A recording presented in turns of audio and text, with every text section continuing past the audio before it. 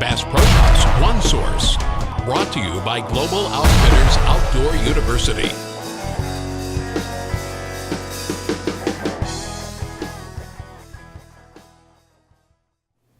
Sam Hall here with Global Outfitters Outdoor University, and I'm with Jake Utze, the owner down here at Water Valley Lodge in the Black Belt, and we're learning how Jake manages his food plots to get ready for deer season. Hey Jake, thanks for having us. I'm glad you're here. Well, thank you. We're talking about our third lesson today on how you do this. You've sprayed your fields, you've come back and you've bush hogged them. You're managing 30,000 acres. You've got as many as 200 food plots. Tell us what you do next.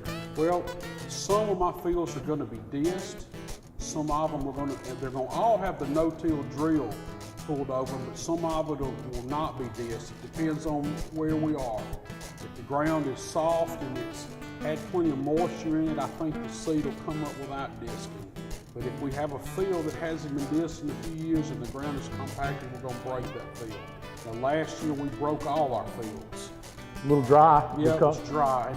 And you know, it's hard sometimes when you break dry ground because it gets very cloddy, but the no-till drill has cutters on the front and packing wheels on the back, so it generally takes care of that.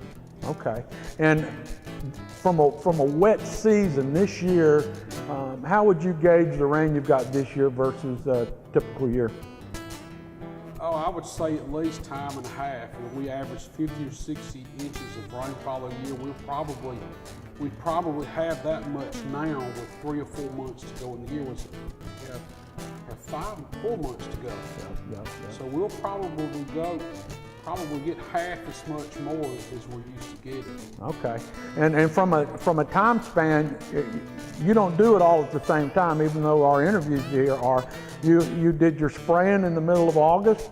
You came back 2 to 3 weeks later and you did your bush hogging, and you're somewhere in September now when you're doing your disking, correct? Well, that's right. I try to start my spraying in the first week of August, and I like to spray till midday. And so after about 10 days, in the middle of August, I can go ahead and start bush hogging, and I go with bush hog in the afternoons. Okay. You know, we have rain in the afternoons in Alabama a lot, but I'd like to be putting seed in the ground on the first week of September. Okay, and let's mention to folks the size of the operation. You're managing 30,000 acres, as I said, but how many acres of food plots you're going to end up with each? Last year on our counter it was 340 acres with over 200 grain fields. Now, you know, there's some years where, like this year, they're going to be fields down in swampy areas. I think we're going to just pass by those. Sometimes I'll get to a place and there's a big tree in the field or a big tree across the road, and for the sake of time, I'll just keep going. Okay. And so it just depends on the conditions every year, how many get planted, how many don't get planted. Okay. This year's probably going to be less than last year.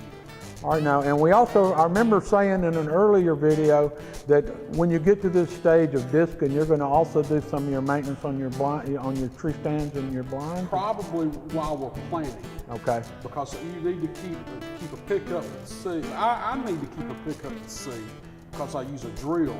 So I'm going to have someone following me, and he's going to have some tools and some things to do repairs on cheating houses. He'll have wasp spray, a broom, a weed eater to clean around the outside, a power saw if something needs to be trimmed on.